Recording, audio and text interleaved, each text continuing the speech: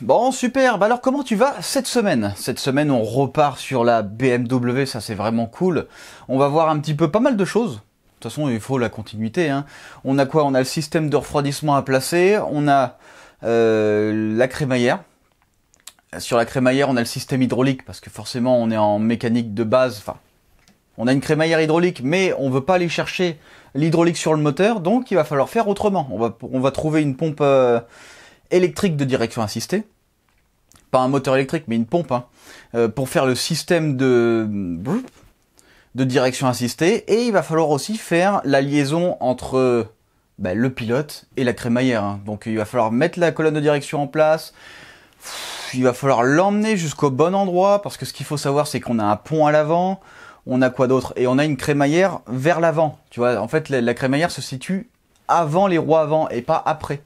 Tu vois, enfin, après et pas avant plutôt. Tu vois, c'est devant. Donc forcément, il va falloir faire une liaison. Il y a tout le châssis qui gêne, donc il va falloir se débrouiller pour faire un truc sympa. Et pour que ça marche le mieux possible, il va falloir aussi installer la batterie. Et puis, on n'est pas trop mal, hein. On n'est pas trop mal. Écoute, voilà. Alors, il va falloir s'occuper du circuit d'eau, évidemment, parce que nous, on va faire un truc un peu spécifique. D'ailleurs, qui se retrouve régulièrement en compétition, je suppose, hein. Parce que, d'origine, c'est bien pour rouler tous les jours, quand on commence à tabasser un peu, et qu'on veut une bonne circulation, et surtout un bon truc sans qu'il y ait trop de problèmes, le mieux, c'est de passer sur ce système. Alors, d'origine, très simple, hein. Tu as une pompe ici à eau, elle tourne dans un certain sens, et ce sens fait que, hop, ça circule par là. Ça circule par là. Pof. Et ça vient ici. Alors, quand le moteur il est froid, ici tu as le calorstat qui a une certaine position. En revanche, là, quand elle est froide, la position fait que la circulation passe par là. Tu vois? Et en fait, tout recircule dans le moteur. Tout ça, là, c'est le moteur, hein. Ici, hein. Hop, là, là, on va dire que c'est au-dessus des culasses, là, c'est dans les cylindres. Donc, tu as une circulation constante. À partir du moment où ça commence à être à une certaine température, évidemment, on peut déterminer la température en fonction du calorstat qu'on choisit, hein. Pour chaque véhicule, tu peux avoir du 84 degrés, du 92, du 86, du 88, etc., etc. Tout dépend des véhicules. Et même chaque véhicule indépendant, tu peux choisir les calorstats que tu veux. Par exemple, sur le V6 de la Manta, d'origine, je crois qu'on a un 84 ou un 86, et en fait, on peut en commander des 92. Tu comprends l'idée? Donc tu peux un peu, voilà, etc. Donc là, comme tu as pu comprendre, là, on a un circuit complet qui circule tout seul. Une fois que c'est chaud, c'est à la bonne température, en fait, ça vient tout se décaler. Excuse-moi, parce que je peux pas... Voilà. Et en fait, ici, ça vient se fermer. Et ici, ça vient s'ouvrir. Du coup, là, la circulation, elle se passe plus par là, mais elle passe par ici et par là. Donc, en fait, là, tu peux plus avoir une autocirculation. Tu vois, c'est super bien fait. Par contre, il faut absolument que, tu vois, il y a un double bouchon, hein. Alors, ce que j'ai remarqué, c'est que d'origine... ce qu'ils font, dans le cas où j'ai observé, hein, c'est que cet emplacement-là est un tuyau extrêmement petit par rapport aux autres de circulation d'eau. Tu vois, alors peut-être qu'ils considèrent que ça fait forcer un peu plus le moteur, mais la circulation des fluides est plus lente. Peut-être que c'est mieux pour le réchauffement, je sais pas, mais en tout cas ici c'est beaucoup plus petit, hein. Je pense qu'on perd quasiment le double en question de surface de tuyauterie ici.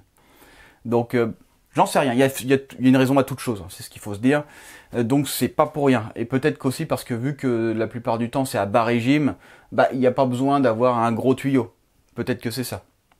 Ou peut-être pour bien forcer l'eau à passer par là, etc. Enfin, voilà. Donc, maintenant que tu as compris un peu le système, tu vois, c'est très simple, hein, nous on veut installer une pompe à eau électrique. Tu vois. Et pour ça, on peut pas laisser ça comme c'est. On ne peut pas laisser le calorstat. Donc ça veut dire que le calorstat, il faut l'éliminer. Par contre, il ne faut pas l'éliminer n'importe comment. On ne fait pas n'importe quoi, hein. Le calorstat, si on l'élimine complètement, tout simplement, il y en a, ils l'enlèvent, hein. Il y en a, ils me l'ont dit. Ils me disent, oh, j'enlève le calorstat et puis point. Eh non, ça marche pas. Parce qu'en fait, ce qui se passe, c'est que là, tu as deux emplacements. Et lui, il va aller là où c'est le plus facile. Bon, heureusement, le trou est un peu plus petit. Donc, ça va quand même aller par là. Mais c'est beaucoup plus facile de faire ce schéma-là plutôt que le très grand emplacement avec le radiateur d'eau. Tu vois? Bon, après, nous, on a un radiateur d'eau vers l'avant, donc ça demande encore plus d'efforts. Donc, ça veut dire quoi? Ça veut dire que si tu enlèves ton ColorStat, au moins dans le meilleur des cas, ce qu'il faut faire... Attends, je vais prendre l'autre bouchon, l'autre stylo. Dans le meilleur des cas, il faut boucher cet endroit-là. Clac. Faut le boucher totalement. On verra ça sur le projet Sauve-Mich. En fait, cet endroit-là, je le bouche complètement. Et comme ça, on a une circulation obligatoire vers le radiateur. Le radiateur, c'est là et là. Je pense que ça t'avait pigé. Donc, nous, vu qu'on a une pompe à eau électrique qui ne correspond pas à cet emplacement-là, on ne peut pas garder le ColorStat. Tu vois, parce que ça marche uniquement parce que la pompe à eau, elle est là. Alors, on peut très bien recirculer ça vers la pompe à eau et recirculer là. Du coup, on aurait quand même le ColorStat. Ça se fait, hein. C'est un peu complexe, non. Tu sais, quand tu peux tout faire. Si tu peux tout souder, tout faire, enfin, si tu peux faire du mesure complet, si la pompe à eau fait pas partie du bloc moteur, si elle est un peu extérieure, parce que la plupart du temps, elle est dans le bloc moteur. Sur le V8, elle est dans le bloc moteur. Tu vois, elle fait partie de la distribution. Sur le, par exemple, sur le Sauve-Mich, elle est à l'extérieur. Donc ça veut dire qu'en fait, elle est prise sur une courroie accessoire. Et c'est indépendant du moteur. Donc au final, en fonction de ce que tu vas avoir, tu peux faire plus ou moins de choses. En fait, tu peux directement, comme je te l'ai dit, prendre ici à là, tac, et ensuite ça, ici. Et tu gardes ton ColorStat. Tu peux le faire. Comme ça, au moins, tu as une pompe à eau électrique. Gros avantage d'une pompe à eau électrique, c'est que c'est 0,1. C'est pas proportionnel au tour minute moteur comme la pompe à eau d'origine. Tu vois l'idée? C'est ça qui est important. C'est ça qu'il faut comprendre. Donc nous, dans notre cas, si jamais on veut utiliser la pompe à eau électrique, alors on peut très bien coupler les deux. Par contre, il ne faut pas se tromper de sens. Ici, ça pousse. Donc là, il faut que ça arrive à l'endroit où ça aspire de la pompe. Et après, ça pousse par là. Tu peux garder les deux, c'est pas nécessaire. Est-ce que ça a des contraintes? Oui et non, parce qu'en fait, les pompes, elles sont faites en fonction de que l'eau puisse circuler même quand elles sont à l'arrêt. Donc on peut garder les deux. Mais le mieux, tac, moi ce que je fais, c'est que j'élimine les ailettes ou j'élimine complètement la poulie. Tout va dépendre. Si c'est directement sur la distribution, faut éliminer les ailettes. Moi c'est ce que je fais. Comme ça, c'est elle qui gère tout. Tu vois, c'est elle qui gère absolument tout le circuit. Et ça, c'est plutôt bien. Donc évidemment, paf, ça prend par-dessus les deux trucs, etc. Ça remonte, paf, ça remonte là, tac, ça va à la pompe, ça va au radiateur. Ensuite du radiateur, ça revient ici, ça va là. Et tu vois, si jamais tu pousses ici et que tu enlèves le ColorStat, là, tu crées un circuit comme ça. Clac, clac. À la pompe. Donc là, ton moteur, t'oublies, il n'est pas refroidi. Écoute, donc, si tu enlèves ton ColorStat, comme je l'ai vu en commentaire, certains le font, mets quelque chose ici pour boucher. Tu vois, sinon ton refroidissement moteur sera très très mauvais, mais extrêmement mauvais, forcément. À partir du moment où tu peux avoir une liberté sur un mouvement ici, ça veut dire que c'est pas un mouvement qui va au radiateur. Tu vois. Et si déjà ici tu as la bonne température, lui il va continuer à chauffer un peu, donc ton refroidissement sera mauvais. C'est important. Alors évidemment, le circuit là je t'ai fait simple, mais tu as des tuyaux qui partent vers le chauffage. Tu vois, tu as une arrivée, une sortie, clac. Ça va vers le chauffage de l'habitacle. Tu as le refroidissement échangeur, enfin refroidissement, l'échangeur air-huile, eau-huile. Tu as aussi le refroidissement turbo, etc., etc. Donc évidemment, c'est toujours pareil. Tu prends avant la pompe et après la pompe. Tu vois, tu prends avant et après le circuit. En général, tu vois, c'est pris à ce niveau-là, clac. Et à ce niveau, peut-être ici, clac, juste après la pompe. Comme ça, tu es sûr que tu as une circulation. Voilà. Désolé pour le schéma un peu... je fais ce que je peux, quoi. Mais en tout cas, j'espère que tu as compris le principe et tu as compris pourquoi on faisait ça.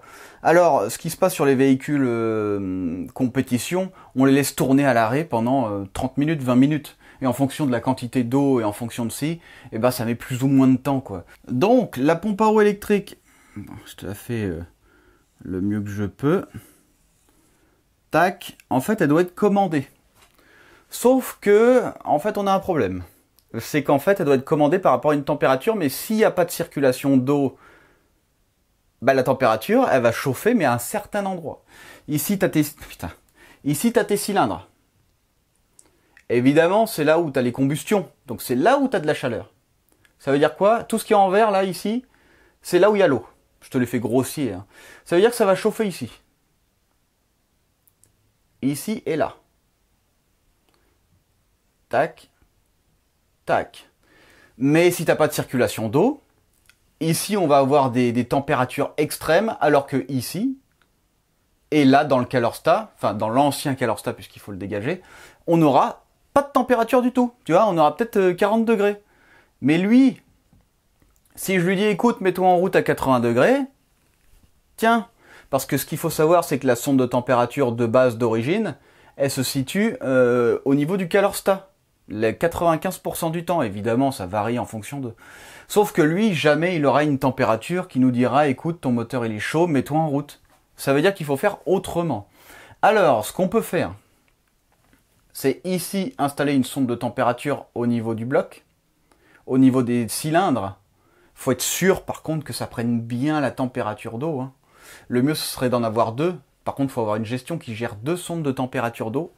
Ce qui n'est pas forcément... voilà. Ou sinon, on lui installe un chronomètre. Ou sinon, elle est 100% du temps actif. Tu feras gaffe parce qu'on ne comprend pas trop. Hein. Voilà. Soit tu la mets 100% du temps actif. Soit tu arrives à installer des sondes ici et tu détermines une certaine température. L'avantage d'installer des sondes ici, c'est que ça fait office de Calorstat, la pompe. Puisqu'elle va faire circuler que quand les températures seront à une certaine température. Donc ça veut dire que ça circulera que quand il le faut. Ça, ce serait le top du top. Par contre, là, faut percer le bloc, faut tarauder, faut aussi... Et là, quand je suis en train de te montrer le schéma, je me demande si c'est pas ce que je vais faire. Parce que ça, c'est vraiment une super idée. Alors, le problème, c'est que tu as tes collecteurs d'échappement qui sont là. Bon, après, il faut juste isoler la sonde. Hein. Donc, c'est pas trop un souci. Il faut percer, tarauder. C'est pas si compliqué. Hein. C'est pas si compliqué. Et t'installes ta sonde ici. Ouais, non, c'est ce qu'on va faire pour le V8, je pense. Et la deuxième sonde, je le mettrai en indicateur tableau de bord. Tu vois, comme ça, en fait, j'aurai deux sondes. Et si jamais ici, je m'aperçois qu'il y a un gros souci, ben, j'arrête. Je mettrai un indicateur avec indicateur sonore. Donc, il y aura l'indicateur et dès qu'on dépassera une température, bip, bip, bip, bip, bip, ça voudra dire que la pompe se met pas en route quand il faut. Il faudra regarder la programmation. Mais normalement, si ici on a une sonde, et admettons ici quand on atteint 80 degrés, puisque c'est le point le plus chaud, hein, on lui dit mets-toi en route, elle va se mettre en route, et puis en fait ça va faire circuler l'eau chaude, et une fois que lui va détecter que l'eau elle est froide, et ben paf, il va arrêter la pompe. Alors il faut lui donner des zones d'utilisation. Il faut que tu lui dises par exemple à 80 degrés, tu te mets en route, mais par contre, tu t'éteins quand tu arrives à 60 degrés, admettons. Parce que si à 80 degrés elle se met en route, ça va faire bah ouais, ça va faire des micro-circulations, et dès qu'on sera en dessous de 80 degrés, pouf, elle va s'éteindre. Tu vois, il faut lui donner une base d'utilisation. Donc elle peut se mettre en route à partir de 80 degrés, et en fait elle se rééteint à 60 degrés. Ce qui fait qu'on fait pompe et en même temps Calorstat. Et je trouve que c'est plutôt bien. Ça me plaît plutôt pas trop mal. Je sais pas ce que t'en penses, mais c'est plutôt bien. Pour la gestion moteur, il va falloir utiliser cette sonde ici aussi. On aurait très bien pu garder celle-là. Mais en fait, le moteur, lui, il programme par rapport... Enfin, il fait un rendement optimal, mais par rapport à une température moteur. Et la température moteur, vaut mieux qu'elle soit là où il y a le moteur, quoi. Donc, je préfère que ce soit comme ça. Je sais pas ce que t'en penses, mais je trouve que c'est pas mal. Donc, c'est comme ça qu'on va faire.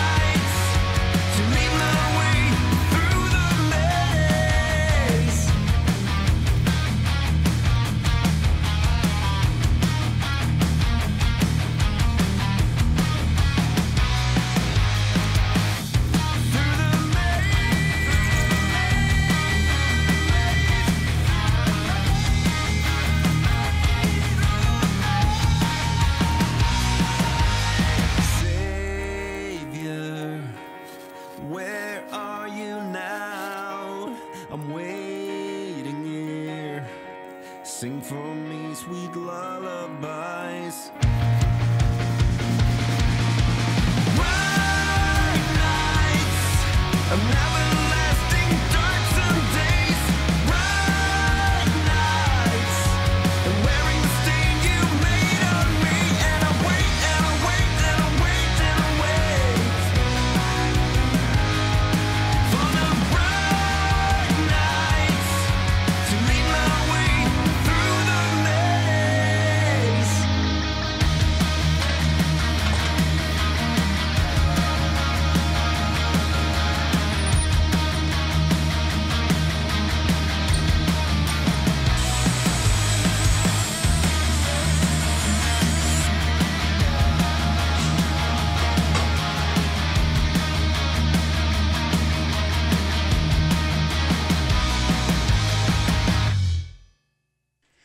Bon alors, ce circuit d'eau, qu'est-ce que ça donne?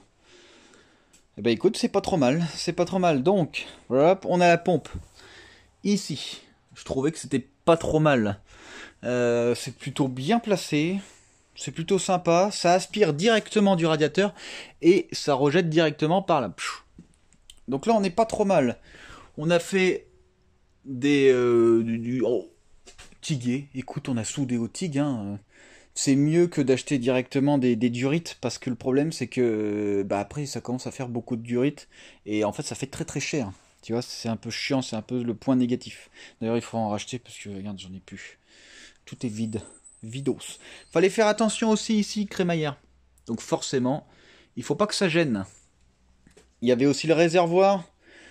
Faut pas que ça gêne non plus, faut que ce soit éloigné du protoxyde d'azote. Donc, forcément, de l'autre côté. Il fallait que ça aille jusqu'au bout. Donc, bah, quand on suit, tu vois, ça passe ici, à côté du pédalier. Tu vois, le pédalier, il va là, donc bon, c'est pas gênant. Peut-être mettre une isolation quand même thermique par-dessus, ou au moins une plaque en aluminium qui vient éviter à mettre le pied dessus. 80 degrés, bon, normalement ça fait pas fondre la gomme des chaussures à 80 degrés. Mais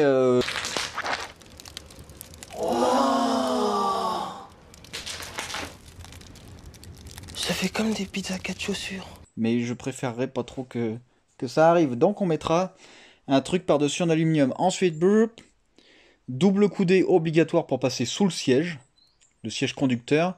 Et après, ici, pauvre, ça n'a plus qu'à remonter au moteur. Donc au moteur, maintenant, il va falloir s'occuper des emplacements d'eau, ici et là. Tu vois, une fois qu'ils sont reliés, pof, faire ce qu'il faut, la pièce qu'il faut, et ensuite rejoindre un de là, et l'autre doit aller jusqu'à devant le moteur. Donc je pense qu'il passera par dessous le collecteur d'admission. Ouais, par manque de place, on n'a pas trop le choix. De toute façon, le collecteur d'admission est peint avec une peinture thermique du Cerakote. Comme ça, bah, la chaleur ne rentrera pas sur l'admission, il n'aura pas d'impact dessus. Est-ce que tu comprends l'idée? Je trouve que c'est pas mal comme idée. J'aurais pu le peindre avec autre chose, mais le Cerakote c'est quand même bien. Par contre, c'est très très cher. Ouais, c'est quand même cher. Écoute, c'est pas mal. C'est pas mal, ce circuit d'eau est vraiment bien. Il gêne pas, il y a la transmission ici. Ça gêne pas. Tout va bien. Tout va bien. Tu vois la transmission, paf, on est juste au-dessus. J'ai pas pu faire tout en bas parce qu'on a la barre anti-roulis. Là. Tu vois la barre anti-roulis, clac, qui est juste là. On a la crémaillère de direction. Donc j'ai pas pu mettre mes tuyaux à ras du sol dès le début. C'est la meilleure. Là on est sur la meilleure configuration qu'on aurait pu faire. J'ai tout regardé, j'ai tout réfléchi, passé par là. Non, il y a le réservoir d'eau, le réservoir d'essence, il y a les pompes à essence installées, il y a ci, il y a ça. C'est ce qu'il y a de mieux, ça passe sous le siège conducteur. C'est ce qu'il y a de mieux. C'est ce qui se fait de mieux, parce que je peux pas passer par-dessous vu qu'on aura un fond 100% plat. Je veux pas qu'il y ait des tuyaux qui passent par-dessous, si jamais il y a des graviers qui viennent taper sur les tuyaux. Enfin bref. On est très éloigné du protoxyde d'azote, on va être très éloigné du circuit d'essence. Je pense que je mettrai un radiateur pour refroidir l'essence. Parce que là on va avoir deux pompes à 380 litres heure, 5 bars, donc ça va envoyer. On va faire une demande moteur à 4 bars je pense. Donc forcément, le fluide il va chauffer quoi. Plus qu'à s'occuper de la partie moteur. Et puis après, ce sera le jackpot intégral. Alors peut-être que le moteur là sera déposé quand je vais le faire. Je pense que ce sera mieux parce qu'il faut que je tigue tout. Et le problème, c'est que pour tiguer ça, j'ai pas beaucoup d'accès ici. Et il faut que ce soit tigué sur place. Ça, je t'ai déjà expliqué, sinon ça se déforme. Donc, voilà. Donc c'est le dernier truc. Là, ça, je pense que la liaison, ce sera fait à la fin, quand la voiture sera peinte complète. Donc là, niveau circulation d'eau, on est bon. Il y a encore les fans à installer. J'ai 3 fans. Attends, je vais les chercher. Voilà, je les ai installés. Donc, enfin, je les ai juste mis. Hein. Je peux pas les installer parce que là, j'ai plus de batterie en fait. Là, il me reste 10%. Donc, j'ai à peine le temps de te montrer. Et j'installerai ça demain. Enfin, pour toi, c'était déjà il y a plusieurs mois. Enfin, pour moi, c'était il y a plusieurs mois déjà. Quand tu regardes cette vidéo. Donc, 3 fans. Voilà. Alors, attention quand tu mets des fans. Surtout, la première chose à regarder, c'est la forme de l'hélice. Parce que elle a une forme adaptée à une certaine rotation. En gros, si tu veux, tu peux soit souffler, soit aspirer. Avec un fan. 98,9% du temps, je suis presque sûr que c'est un peu moins que ça, hein, je te dis ça comme ça va être en aspiration. Pourquoi ça? Parce qu'en fait, il vaut mieux que, quand c'est à l'arrêt les fans, si tu veux, qu'ils n'empêchent pas l'air de passer. Et en fait, quand l'air arrive ici, donc c'est soufflé hein, par la vitesse du véhicule, en fait, ce qui se passe, c'est qu'il y a 100% du radiateur qui est en contact. Si je mets mes fans de l'autre côté, en fait, la surface que prend le fan plus la surface des hélices plus machin, c'est de la surface en moins de refroidissement. Tu comprends? Là, tu vas me dire, ouais, mais au final, quand ça traverse, ça passe aussi par là. Oui, mais c'est déjà passé. Maintenant, par le radiateur, tu vois, c'est déjà passé. C'est différent, écoute. La plupart du temps, c'est l'aspiration. Voilà. Pas 99%, hein, mais c'est de l'aspiration. Et c'est le mieux. Donc là, écoute, c'est pas mal.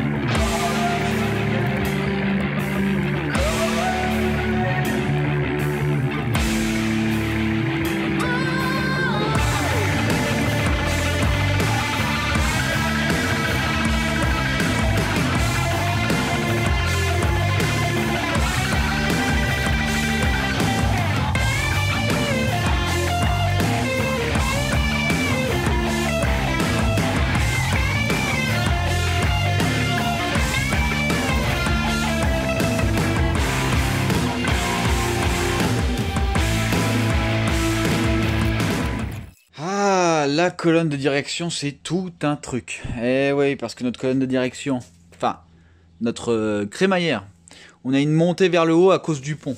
Donc on ne peut pas passer entre.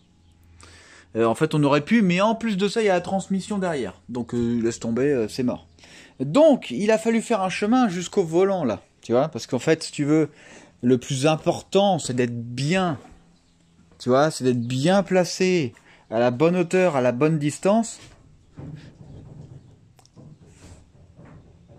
Tout en garantissant une bonne direction. Donc, il a fallu faire un truc un peu chiant en 4 cardan.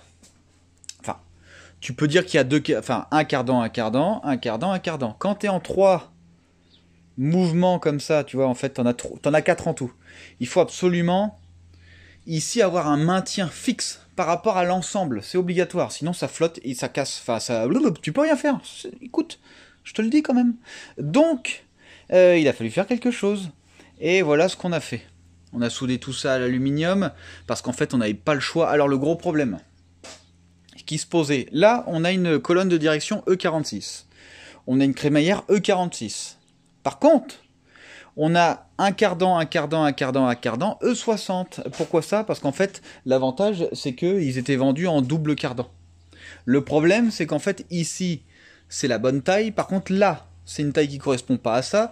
Et celle-là, non plus. Par contre, celle-là, elle correspond bien à la crémaillère. Et celle-là, elle correspond bien au volant. Donc, il a fallu faire tout un système.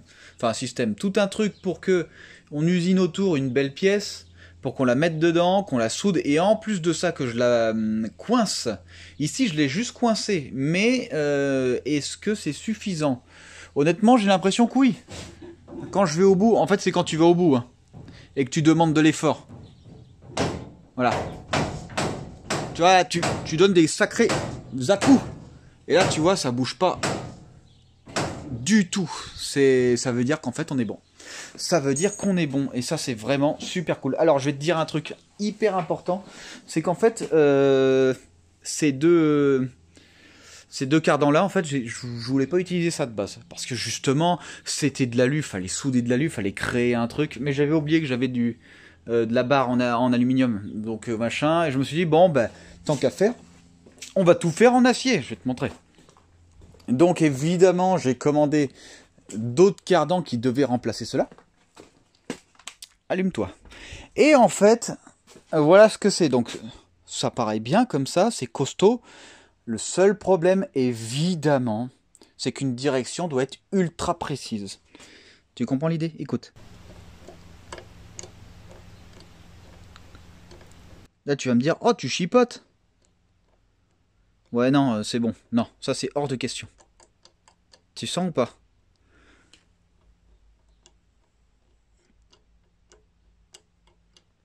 Eh oui, je suis chiant, mais ça, c'est hors de question sur une direction. Parce que un cardan, t'as ce jeu-là, mais sur l'autre, t'as le même jeu. Du coup, tu doubles. Est-ce qu'on voit la rotation?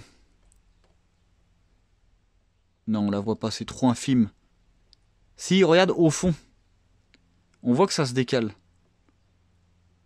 C'est très très infime, mais alors ça, c'est hors de question sur une direction. Sur une direction, on doit être précis. On doit être rigide, on doit être machin, on doit pas avoir des à-coups, des cognements. Donc ça, c'est super important. Écoute, je suis vraiment content, je savais pas, hein. J'ai laissé passer le temps, parce que c'était un truc que je voulais vraiment pas faire. Je savais que ce serait chiant de faire plein de cardans, de faire plein de renvois. Et au final, je suis hyper content du résultat. Hyper content. Donc là, écoute, on a un super truc. On a un super truc, et je sais pas si t'as vu quand j'ai donné des coups de volant, mais c'est rigide, hein. C'est rigide, c'est précis. Donc franchement, c'est vraiment cool. C'était chiant. Mais bon, au moins, ça, c'est fait. Ensuite, qu'est-ce qu'on avait fait d'autre? On a une direction assistée. Donc, j'ai pas voulu emmener au moteur la pompe de direction d'origine, machin truc, fait chier. Donc, j'ai pris une pompe électrique de je sais même plus quel modèle, me demande pas parce que j'en sais rien du tout. Je me suis dit, tiens, il me faut une pompe électrique, voilà, de direction. Et donc j'ai cherché pompe électrique de direction et je suis tombé sur ça. Écoute, voilà, il n'y a pas de secret. Ensuite, j'ai tout réadapté forcément pour arriver jusqu'à la crémaillère. Ensuite, on aura le retour avec un système de refroidissement quand même. Et après, on retournera directement au réservoir. Donc là, écoute, c'est super chouette. Cool, chouette. Tu vois, les deux à la fois. C'est pas mal. C'est pas mal. Écoute, pour la suite, alors la 205, je voulais faire un truc lundi, sauf qu'en fait, j'avais pas les fonds. Et ce qui s'est passé vendredi, c'est que je sais pas si t'as remarqué, mais mon épaule, je peux pas la bouger là parce que j'ai une tendinite de la, je sais plus comment on appelle ça, de la coiffe, un truc comme ça, de la coiffe rotationnelle, rotatif, je sais pas. Donc en fait, je peux pas bouger mon bras. Je crois qu'il faut que j'ai une semaine de repos. Donc, bon, bah, comme ça, au moins, le truc que tu me disais à chaque fois, prends une semaine de repos depuis 4 ans, bah écoute, là, il va falloir que je la prenne, parce que je vais être obligé, et puis ça me plaît pas beaucoup. Ouais, il me disait, pour se remettre d'une tendinite, en fait, il y a pas grand chose à faire à part du repos. Hein. Alors, il me donnait plein de trucs pour, comment on appelle ça, pour soulager la douleur. Le problème, c'est qu'en fait, si tu soulages la douleur, tu sais plus quand est-ce que tu fais des mouvements qu'il faut pas faire. Donc j'en prends pas. Comme ça, dès que j'ai mal, je sais qu'il faut pas que j'aille là. Tu vois, ça va ralentir la cicatrisation. Alors je suis peut-être débile, mais moi c'est comme ça que je compte faire. Donc oui, ça fait mal constamment, mais c'est largement surmontable. Hein. Parce que je suis à un endroit où, voilà, c'est possible quoi. Tu vois, c'est possible de ne pas prendre de choses anti-inflammatoires, anti-ci, anti-ça. Donc bon, c'est pour ça que je fais ça. Et comme ça, bah, je guérirai plus vite et comme ça, je pourrai rebosser plus vite. Parce que c'est super important. Écoute, on n'est pas trop mal. Qu'est-ce qu'il y a d'autre la BMW, pour rien de spécial. Qu'est-ce qu'on a d'autre? La 205, comme je t'ai dit, je voulais faire un truc, mais j'ai pas pu. Et puis à part ça, écoute, on n'est pas trop mal. On n'est pas trop mal, ça avance bien. Ça avance bien sur le projet Sauve-Mich. Je fais pas mal de choses dessus, comme ça au moins il n'y a pas de souci. J'ai déjà fait tout ce qui est système électrique de la gestion cartographique, d'ailleurs qu'il va falloir aussi faire sur la BMW. J'ai installé aussi les radiateurs d'eau, j'ai aussi installé le circuit d'eau entre parenthèses, sauf que j'attends des tuyaux. De toute façon on verra, on aura des épisodes dessus pour voir un petit peu l'avancement et comment ça a été fait. Donc en fait d'ici un mois il est sur roue et on fera des essais aussi. Normalement je filmerai les essais pour le projet Sauve-Mich. Donc ça va être pas trop mal, j'espère. Donc on a une gestion sur mesure, on a aussi une pompe à eau électrique, on verra, parce que là on va vraiment modifier l'emplacement de la... Comment on appelle ça mince. Du calorstat. Voilà, l'emplacement du calorstat, alors que sur la BMW, ce qu'on faisait, on changeait pas l'emplacement du calorstat. Ce qu'on a fait, c'est qu'on a complètement tout dézingué et tout refait de A à Z sur mesure. Comme ça, au moins, on choisit nos tuyaux, on choisit nos trucs. Niveau sonde de température, on va faire comme je l'ai dit. Je pense que c'est bien percer le bloc sur le côté, mettre une sonde sur le côté au niveau des cylindres pour avoir la température la plus haute. Et comme ça, on gérera par rapport à ça. Alors, je sais pas si la gestion fait, mais ce qui serait pas mal, c'est de faire chronomètre. Parce que s'il y a un souci avec la sonde, bon, normalement ça arrive pas, hein, mais s'il y a un souci avec la sonde, en fait, la pompe se mettra jamais en route. Et si elle se met jamais en route, c'est mort. C'est mort. Je t'avais parlé aussi une fois de la pompe à huile électrique, peut-être qu'on passerait sur ça. Là par contre c'est constamment, il faut que ce soit constamment allumé, hein. Là il n'y a pas de... Il faut que ce soit allumé avant que la gestion soit mise en route. Donc il faudra faire tout un système et tout. Alors je sais pas encore si je vais le faire. Gros avantage d'une pompe à huile électrique, c'est que c'est 100% du temps la pression maxi. Une fois de plus, hein, c'est comme la pompe à eau, c'est 100% du temps le débit maxi, et la pompe à huile, c'est 100% du temps le débit maxi. C'est ça le gros avantage d'une pompe à huile et d'une pompe à eau électrique. Et oui, t'envoies un voltage point, hein, tu vois. Tu peux avoir des régulations. Tu vois, tu peux créer une chaîne de régulation, etc. avec ta gestion. Alors sur une gestion standard, quand je parle de standard, je parle de compétition, mais pas très haut de gamme. On va pas pouvoir faire ce genre d'option. Mais si on commence à taper dans du haut de gamme, par contre là c'est 2000 à 3000 balles la gestion. Là on peut commencer à se payer des cartographies spécifiques pour les pompes, indépendamment. Tu vois, en fonction... déjà en fonction du voltage on va avoir un certain débit, en fonction des températures on peut avoir un certain débit, et après en fonction de d'autres températures, tu as des cases, et en fait tu lui dis écoute je veux que ça augmente, ici on s'arrête, etc. etc. Voilà, et en plus de ça gérer les ventilateurs indépendamment. Bah écoute, je trouve qu'on est pas mal. Je trouve qu'on est pas mal, malheureusement là j'ai le bras complètement foutu, donc... montage vidéo, mais rien que pour toucher la souris, en fait, vu que ça fait bouger cet endroit-là, en fait, j'avais du mal à faire le montage. Mais bon, au moins, la semaine de repos que tu me forces à vouloir prendre depuis plusieurs années, bah, je vais devoir la prendre. J'ai pas le choix. Écoute, c'était cool. Je te dis à la prochaine fois. Et puis, j'espère que je serai rétabli. Mais normalement, oui.